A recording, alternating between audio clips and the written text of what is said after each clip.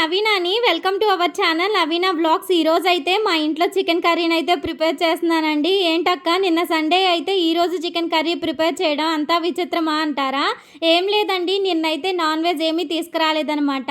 అందుకని చెప్పేసి ఈరోజు అయితే చికెన్ కర్రీ ప్రిపేర్ చేస్తున్నాను.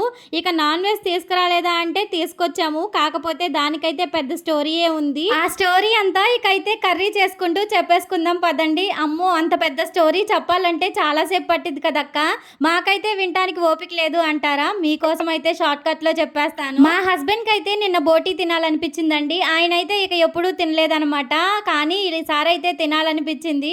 మరి యూట్యూబ్ లో వీడియోస్ చూస్తూ అనిపించిందో ఏమో తెలియదు, కానీ నిన్నైతే బోటీ తెప్పించుకున్నారు. అది తెప్పించుకోవడం ఏంటంటే మాకు అది ఎలా ఉంటుంది ఏంటి కూడా తెలియదండి. ఎప్పుడైనా సరే గోంగూరలో వేసి వండితే తినడమే కానీ ఇక అది ఎలా ఉండిద్దో కూడా పచ్చిది నాకైతే అస్సలకి తెలియదు. ఇక నిన్నైతే బోటీ రాగానే అసలు ఆ పొట్ట పేగులు చూడంగానే నాకైతే విపరీతమైన భయం వేసిందండి. చాలా నల్లగా ఉంది కదా, అసలు చెయ్యాలంటే కూడా చేత్తో పట్టుకోవడానికి కూడా నాకు అంత ధైర్యం సరిపోలేదు. బోటీని అయితే ఇక చేయడం వల్ల కాలేదని చెప్పేసి ఇక ఫ్రిడ్జ్ లో పెట్టేశానండి. ఇక ఫ్రిడ్జ్ లో అయితే ఈవినింగ్ కి తీసి ఎలాగోలాగా చేద్దామని చెప్పేసి అమ్మ వాళ్ళని, పిన్ని వాళ్ళని, మా అత్తయ్యని అందరిని అడిగాను అనమాట. ఇక మా అత్తయ్యని రమ్మంటే ఆవిడకి కూడా పాపం రాదంట. సరే కదా అని చెప్పేసి ఇక వదిలేశాను. ఇక 6 తర్వాత ఇలా కాదు ఎలాగోలాగా చేసేద్దాము, యూట్యూబ్లో ఫస్ట్ క్లీనింగ్ ఎలా చేయాలి ఏంటి అని చెప్పి చూద్దామని యూట్యూబ్లో అయితే సెర్చ్ చేసి చూశానండి. ఇక క్లీనింగ్ ప్రాసెస్ అదంతా చూశానమాట.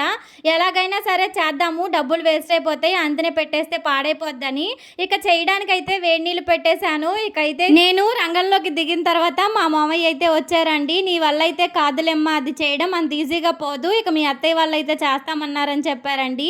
ఇక మా పెద్ద అత్తయ్య అయితే ఎప్పుడు చేస్తూ ఉంటారంట. ఇక సరే అని చెప్పేసి ఇక పంపించాను.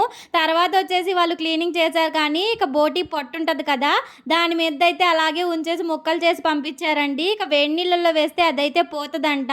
నాకైతే దాన్ని వేడి నీళ్ళల్లో వేసి ఎలా ఉడకపెట్టాలో ఏంటో కూడా అస్సలకు అర్థం కాలేదు. గ్యాస్ మీద అయితే ఇక వేడి నీళ్ళు బాగా మరగపెట్టేశానండి. దాంట్లో ఇక బోటీ వేసి పసుపు ఉప్పు వేసి బాగా మరగపెట్టేశాను అనమాట.